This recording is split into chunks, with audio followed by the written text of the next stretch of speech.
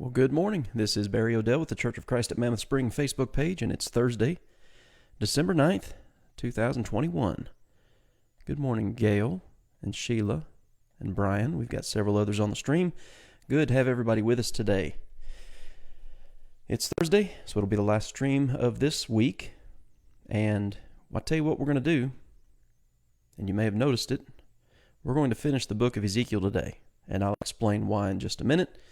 But I'll let some others join on. We're cross-posted over to the Near Churches page, and we typically have some viewers over there. Well, like I said, hope everybody's doing well. Busy time of year.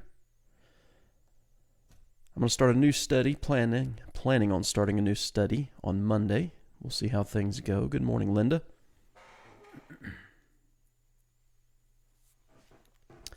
And the new study is actually a viewer request, which I'm kind of looking forward to. I've been doing some work getting prepared for it. Hello, Owsleys. Hope you guys are doing well today.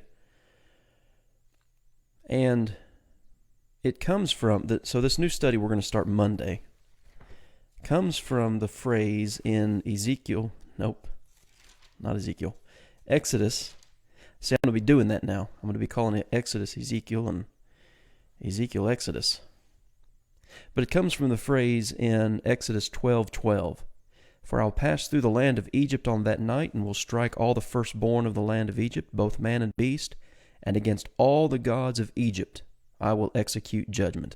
I am the Lord. That's going to be the basis for our new study starting on Monday, against all the gods of Egypt.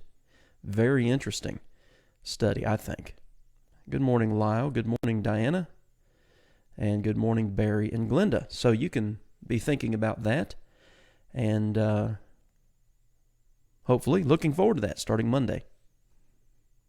What would that be? December 13th, I think, something like that. All right, let's get back to now the book of Ezekiel. Like I said, we're going to finish the book today. We're going to cover 9 chapters. Well, why in the world would I try to do something like that?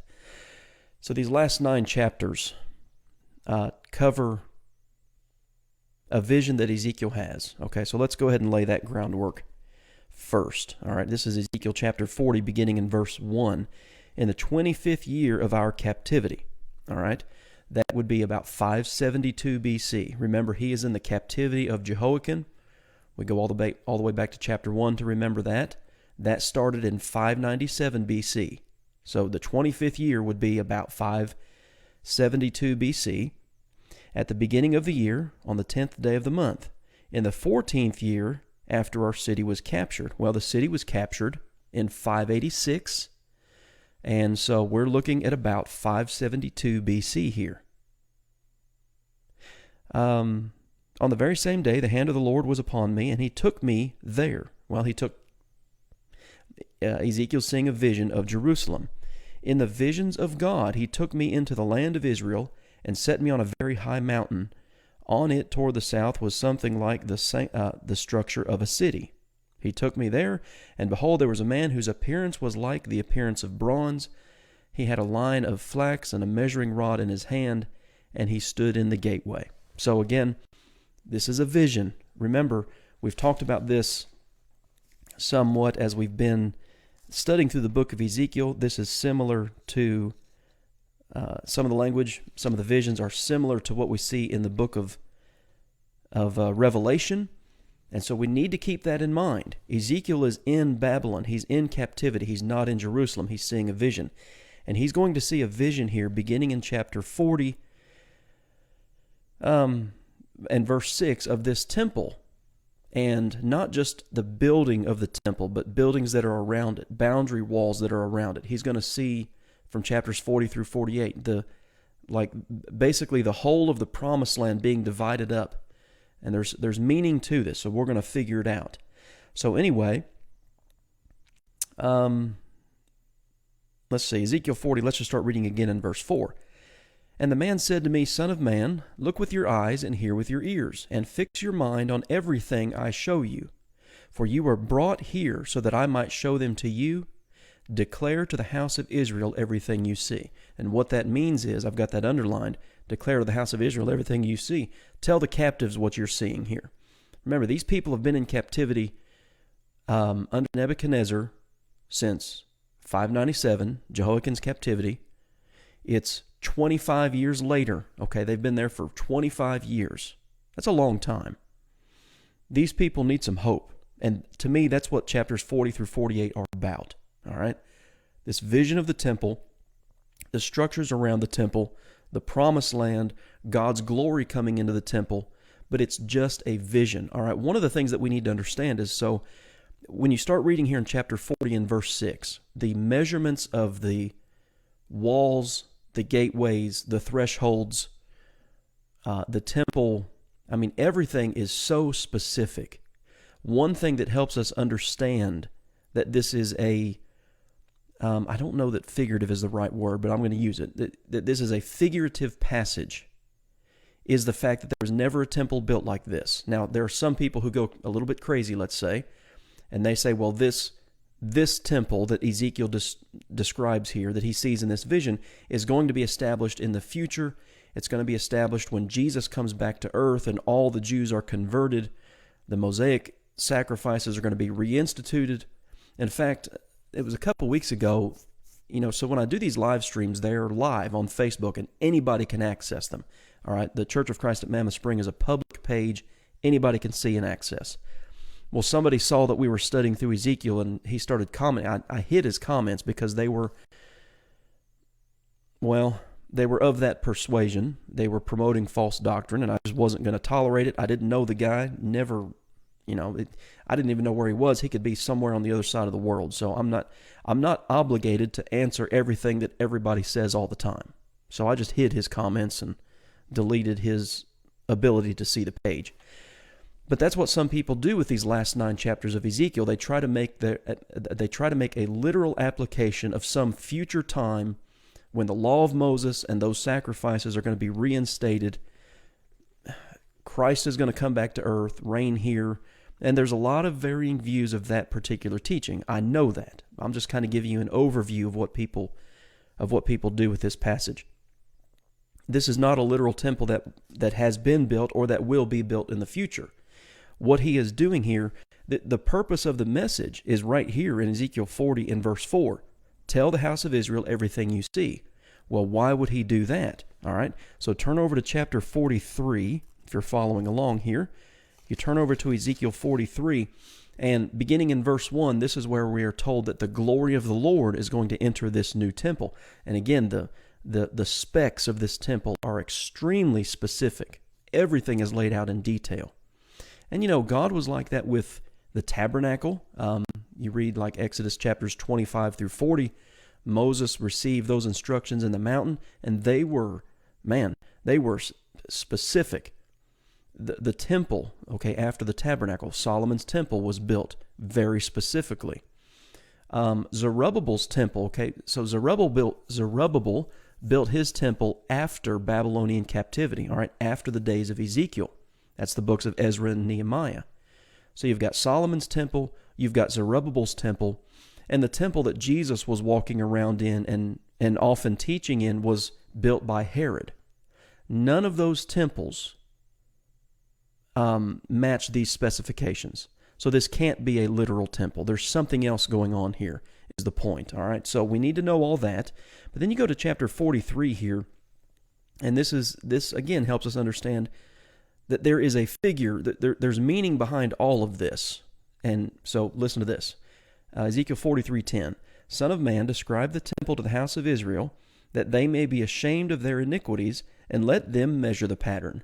Okay, that was not ever done. Literally. There's a spiritual application to this. That's the point.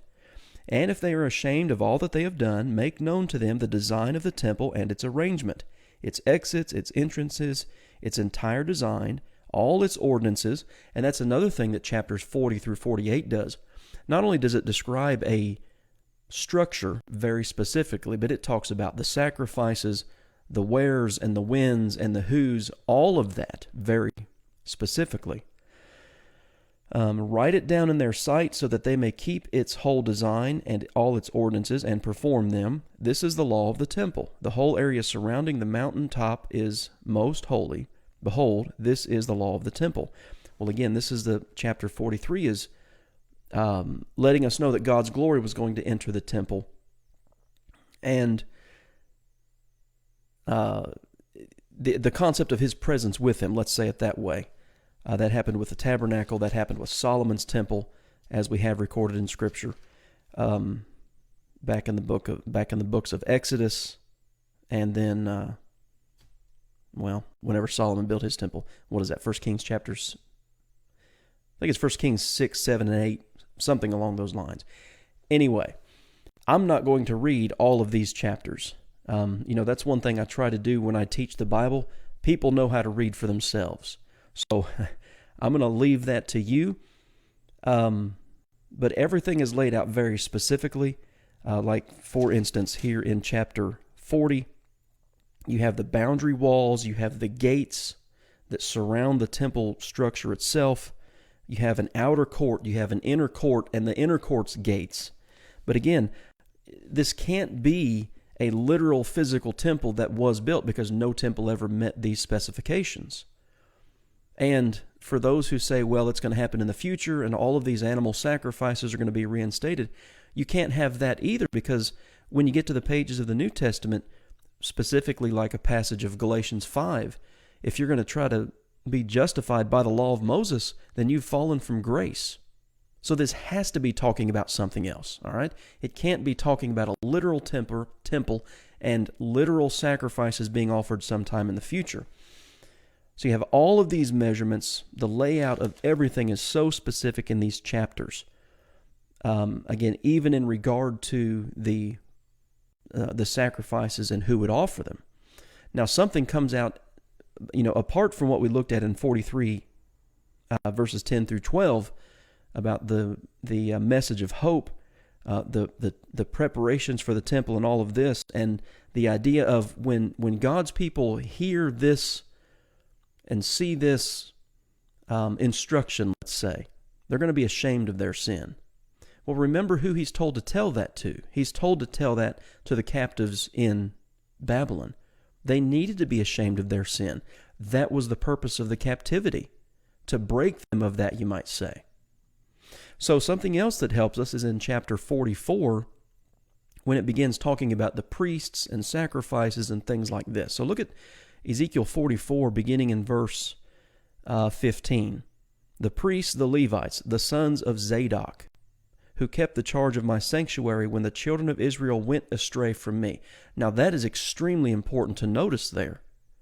When the children of Israel went astray from me, they shall come near to me to minister to me, and offer the fat and the blood, and it continues on from there. Well, who is Zadok? Okay, well, Zadok was the priest under David, and he was the high priest under Solomon, and he was faithful. Okay. Hey, good morning, Connie. Once the kingdom split after Solomon's, the end of Solomon's reign and at his death, remember, it split between his son Rehoboam and one of his servants Jeroboam. You remember that Jeroboam was the king of northern Israel. You read this in 1 Kings 12, and he is the king that kind of set the standard for sin among Israel. He set up 2 golden calves. He changed the time of the worship of God, the locations of the worship of God, the golden calves, his mindset was, well, if I don't do that, everybody's going to go back to Jerusalem and be devoted to Rehoboam and the tribe of Judah. And he wasn't going to let that happen.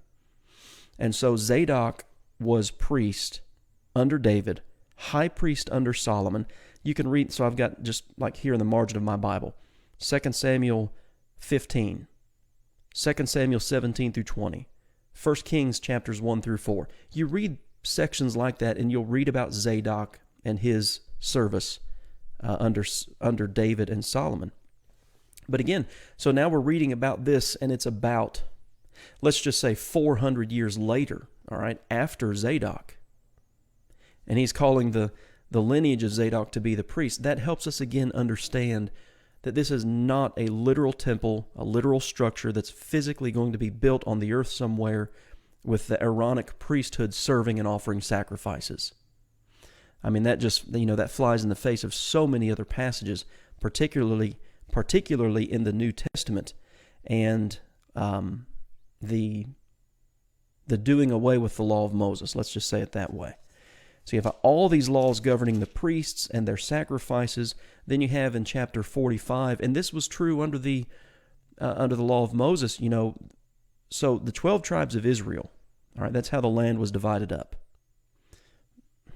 Reuben, Manasseh, Dan, Asher, all those tribes. They each received a portion of land. But the Levites didn't. Remember, the Levites, their inheritance was the service of God, the services of the tabernacle and the temple, the holy things of the temple, the sacrifices. That was their inheritance. And they actually had cities, regions, let's say, right around Jerusalem. They didn't get a land inheritance like the other tribes did. And so there's a holy district here. You start reading in Ezekiel 45, and there's a holy district. There's properties and cities for the priests and the leaders. Hey, good morning, Miss Barber. Around the temple. You have the feasts, you have the keeping of worship, and things like this that are listed. Chapters 46 and 47 just continue that. Now here's something interesting. As you start reading in chapter 47, he was brought back to the door of the temple. Remember, Ezekiel's seeing a vision here. And there was water flowing from under the threshold of the temple toward the east, and from the temple toward the east. For the front of the temple faced east. Sorry about that. My lines were running together. The water was flowing from under the right side of the temple, south of the altar. He brought me out by the way of the north gate and led me around outside of the outer gateway that faces east, and there was water running out of it on the right side. Well, there's a river of water. Again, this is very similar language to like Revelation chapters 21 and 22. Okay? There's something more here than a physical structure, than a literal temple being built. I think this is a vision of the fellowship that God will have with His people. And I think there's application, obviously, after captivity, post-captivity, because one of the things that this vision is trying to do is get the people back to the law of Moses. Again, they're in captivity because they violated the law for centuries. All right, so like you look at Ezekiel 45, beginning in verse 9. I think this helps us too. Ezekiel 45:9, Enough, O princes of Israel, remove violence and plundering. Execute justice and righteousness. Stop dispossessing my people, says the Lord. Have honest scales, an honest ephah, a weight, an honest bath, okay, another type of measurement. The ephah and the bath shall be of the same measure. So what's he saying there? He's saying, get back to the law. All right? When the people were restored to the land after Babylonian captivity, that's exactly what Ezra and Zerubbabel and Nehemiah and Haggai and Zechariah, that's what they did. They got them back to the law. Read a good reading to help you understand that would be like Ezra chapter 7 and 8, just by way of example. So anyway, that's what we're dealing with here in the last 9 chapters of Ezekiel. Let's see. Is there anything else I want to point out here? So here's something in Ezekiel chapter 47. The land is being divided up again. Now remember, the land was divided up under Joshua, conquered under Joshua, and that process kind of continued even after Joshua's death. But again, they were taken off the land because of their sin, taken into Assyria, 721 BC, taken into Babylon, 586 BC. Well, they're going to be restored. We've talked about that extensively. But one of the things here in chapter 47 is that when they are restored, this is chapter 47, verses 13 to 23, there are going to be allotments made in the land for the strangers. And if you are at all familiar with the Old Testament, you know that the stranger always refers to the Gentiles. Okay? The law of Moses made provisions for Gentiles. If they were going to dwell among God's people, they had to live according to the covenant. They had to keep the law. All right, so here now we have strangers, all right, Ezekiel 47 and verse 22, okay? It shall be that when you divide it by lot as an inheritance for yourselves and for the strangers who dwell among you. All right, then you look at verse 23. And it shall be in that whatever tribe the stranger dwells, there you shall give him his inheritance, says the Lord God. Gentiles are included here. That's very similar to the ending chapters of Isaiah. And all of that is prophetic, looking towards the future temple, which for us today would be the church. I think that's the ultimate spiritual application here. Yes, I do think that there are applications in the sense of they're going to be brought out of Babylon. The temple is going to be rebuilt, and we see that happen under the leadership of Ezra and Nehemiah.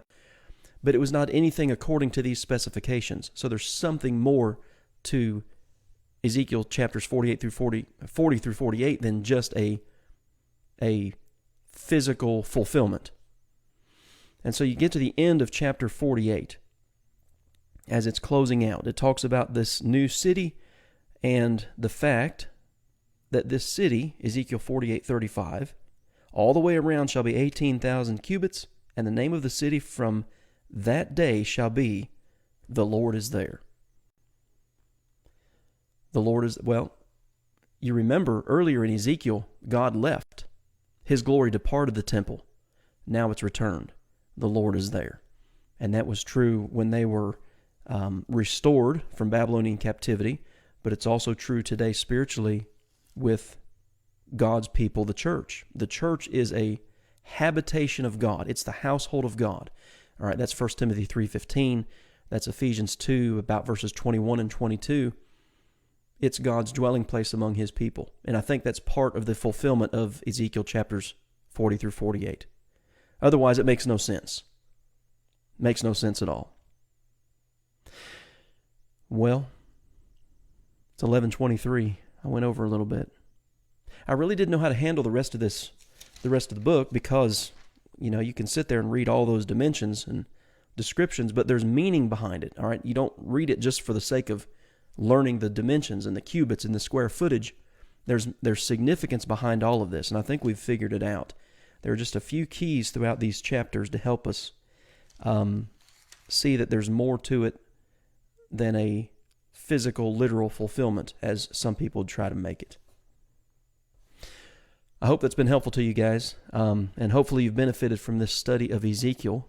I don't see any questions or comments today on either page. Just all the greetings. Appreciate y'all being on here today.